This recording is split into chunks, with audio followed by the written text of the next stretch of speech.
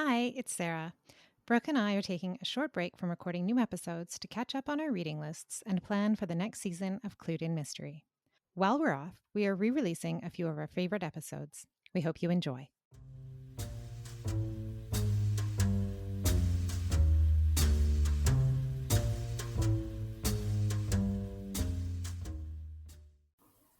Welcome to Clued in Mystery. I'm Sarah. And I'm Brooke, and we both love mystery. Hi, Brooke. Good morning, Sarah. Well, it's morning for us, but for our guest today, who's in the UK, it's already the afternoon. Today, we're continuing the conversation that we started last week about magic in mystery with author Tom Mead. Welcome, Tom. Thank you very much. Thank you both for having me. Tom Mead is a UK author specializing in locked room mysteries. He's a member of the Crime Writers Association and the International Thriller Writers Organization. He's the author of Death and the Conjuror and the sequel, The Murder Wheel. His stories have appeared in Ellery Queen's Mystery Magazine, Alfred Hitchcock Mystery Magazine, and Mystery Weekly, among others. Several of his pieces have also been anthologized, including Heatwave in the Best Mystery Stories of the Year of 2021, which was edited by Lee Child. His debut novel, Death and the Conjuror, was selected as one of the top 10 best mysteries of the year by Publishers Weekly. So it's just a thrill to have you, Tom. Thank you. Yes, I'm delighted to be here. Thank you. So we both have enjoyed your books, Death and the Conjurer and The Murder Wheel, and you specialize in writing these locked room mysteries. Why do you think these were so popular in the Golden Age and actually seem to be making a comeback? Well, I think the locked room mystery is overall the most challenging, exciting, and all-round interesting subgenre, really, of detective fiction. For those who don't know the genre, it's a kind of a subspecies of the conventional puzzle mystery, the whodunit. But the question here in a locked room mystery is not just who committed a crime, but how physically the crime was committed. There's always the appearance that a criminal has done something physically impossible, whether that is vanished into thin air or crossed a patch of snow without leaving a footprint. The locked room or the impossible crime story has got a lot in common with stage illusion, because there's often a sense of something uncanny or something supernatural at work, whether it's a phantom assailant or something similar. But there's always a rational, earthly explanation. I think the appeal lies in the intellectual challenge. I think that's why the genre was so popular in the 20s and 30s, because it really comes down to a battle of wits between the writer and the reader. It's a kind of it's a game of intellectual cat and mouse. And yes, the Golden Age, which is a term that typically refers to the period between the world wars, when there was a real boom in that particular type of puzzle mystery. I think so the 20s and 30s really saw just a real boom in that particular type of puzzle, where it was about engaging the reader on a surface level, but also on an intellectual level. So it was about presenting an exciting story, but also a puzzle to be solved and a game to be played. As for the resurgence of the locked room, it's been in the works for a while now, but I think people are being drawn towards more complex puzzle plots again, thanks to certain mainstream hits like Knives Out. Here in the UK, Death in Paradise is a very big show, which makes use of the puzzle plot, but also the seeming impossibility. So it's just great to see all these new writers embracing the all the things that made the Golden Age great. So, in your stories, Tom, you reveal some of the mechanics behind a few magic tricks. How much time did you spend researching popular illusions from the time period that you write about? Well, I am fascinated by magic tricks. In other words, the mechanics of magic tricks, so the physical gimmicks used by stage magicians. The murder wheel features the seemingly impossible materialization of a corpse on stage during a magic show. So to me, that was a kind of ultimate crossover between my interests in mystery and magic. But I do a lot of reading of non-fiction and historical works about the practice of stage magic and the history of it. And often that will stimulate ideas for the mysteries that I'm writing. Um, the Victorian era was a time when stage magic really came into its own. There were many tricks, many gimmicks, many large scale illusions that were developed during that time that would become commonplace in the 20th century and would become standard theatrical practice. But during the sort of late Victorian era, these kinds of illusions were new and they were still being experimented with. And so I think that is, if you like, the golden age of stage magic when tricks, when illusions and effects like Pepper's ghost and things like that, things were being devised and experimented in public for the first time. So I love to read about that kind of thing and think about how I could use that in a mystery plot, whether it be as a red herring, something to send the reader in the wrong direction, or whether it's an actual intrinsic part of the mystery itself. But I'm also fascinated by the theory behind stage magic, so how tricks work in a more abstract sense, how they work on the brain, how as audiences we are guided to look in the wrong direction, and the kinds of the gaps in our perception that magicians exploit, which to me are similar to those that mystery writers exploit. In both cases, you're sending an audience in the wrong direction. You're working a trick in front of them, and you're via misdirection. You're making sure they don't spot how the trick works until you're ready to show them. So yeah, my writing is largely suggested by the general reading that I do in the about magic and about magic theory, about the practical side, but also the theoretical side. Is it a no-no to reveal some of those secrets behind those tricks? Um, for magicians, yes, definitely.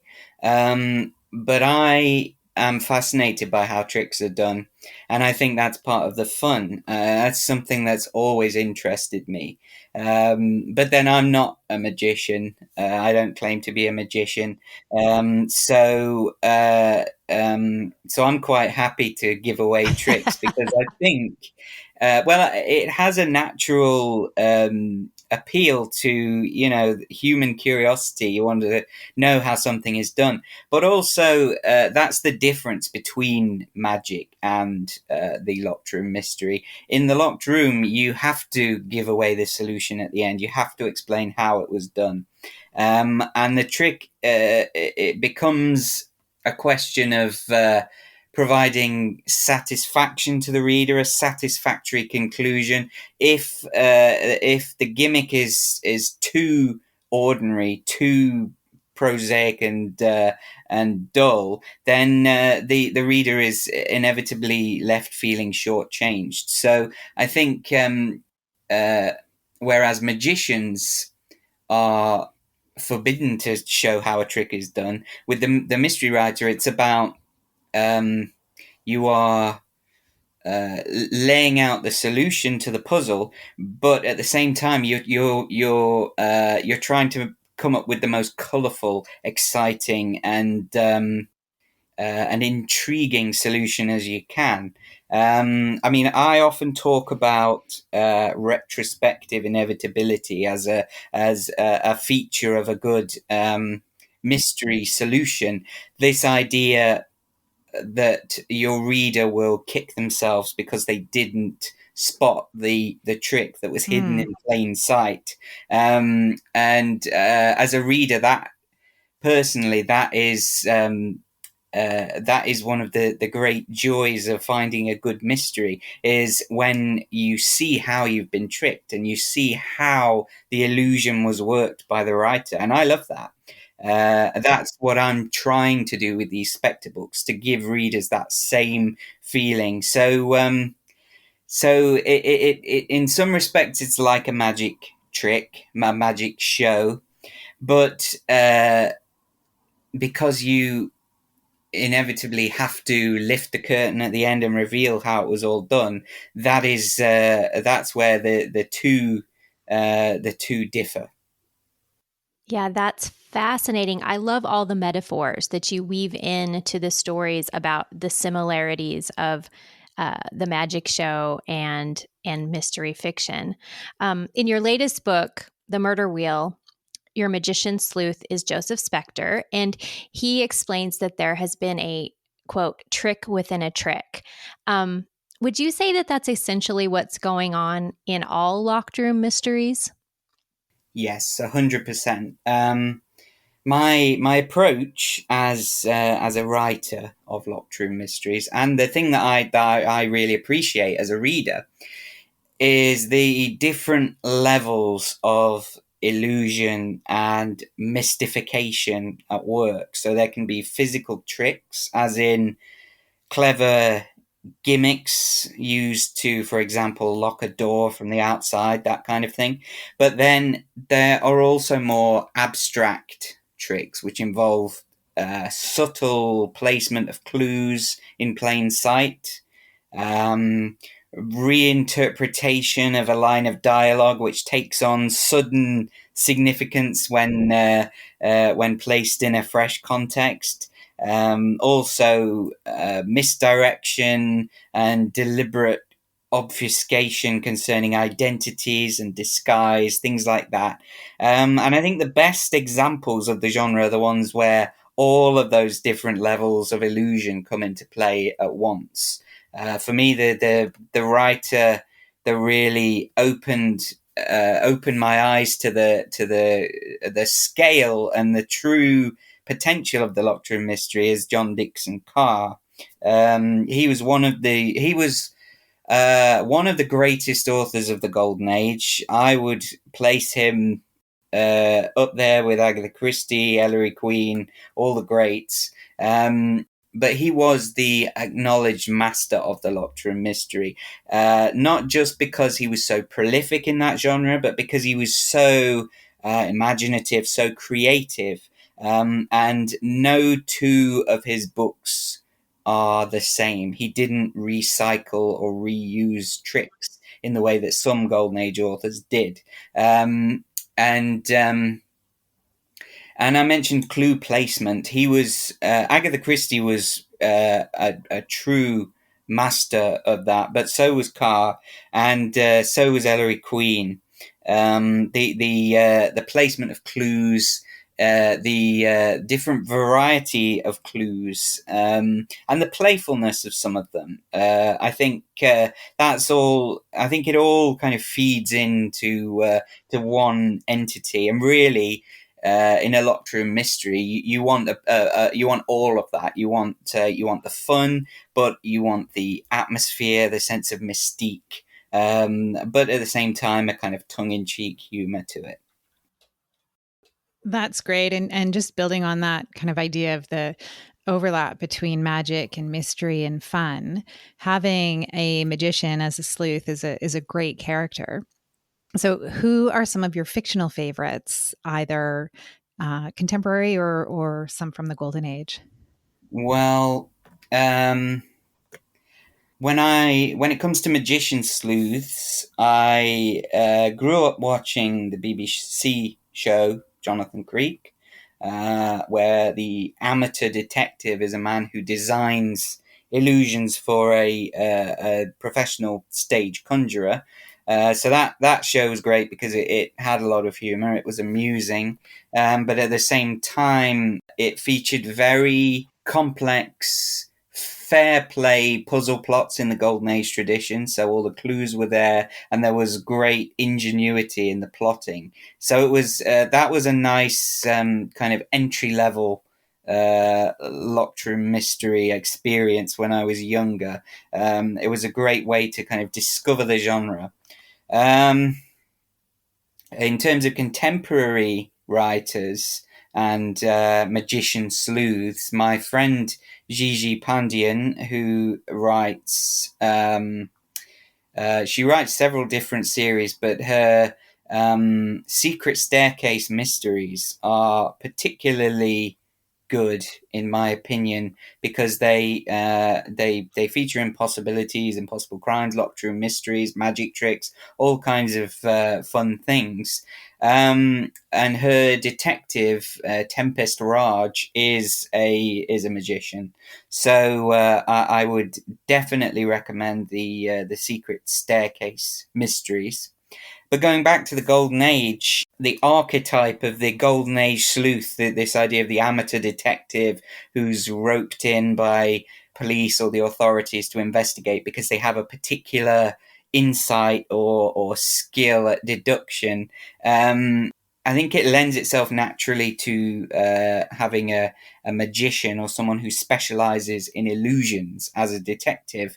Clayton Rawson wrote a great series featuring a magician as a detective who is known as the Great Merlini. He first appears in Death from a Top Hat, which is a superb locked room mystery, but also fascinating social document, if you like, about stage magic during that period. It's got so many references and little in jokes and things concerning stage magic and the theatrical life at that time. Because Clayton Rawson, as well as a mystery novelist, he was a magician himself. And he was a friend of John Dixon Carr, who I've already mentioned. So yes, the Merlini series is particularly interesting for someone like me, certainly, who loves magic, but who's also fascinated by the clever, complex plotting and the misdirection, etc. But there's another author from that era who he was a professional magician himself, and he only wrote a couple of novels, but they're both really brilliant. His name was Henning Nelms. That was his real name. He wrote under the pseudonym of Hake Talbot, and he wrote two books which are truly fantastic. The first one was called The Hangman's Handyman. That's a good one.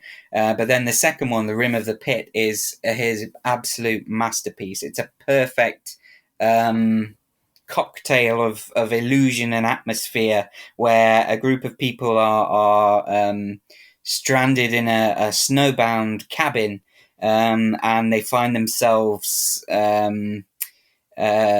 assailed by seemingly supernatural forces. But of course, because it's a fair play locked room mystery, there is a rational explanation for it all, and it unfurls incredibly satisfactorily. So I definitely recommend seeking out Hake Talbot. Like I say, there are only two novels, and the detective is not a magician, but because Henning Nelms himself was a magician and wrote many interesting works about the practice of stage magic, I think it still qualifies. Those are fantastic recommendations, Tom. And those titles by Tolbert, his titles are fantastic too. It's Most great. definitely, yes.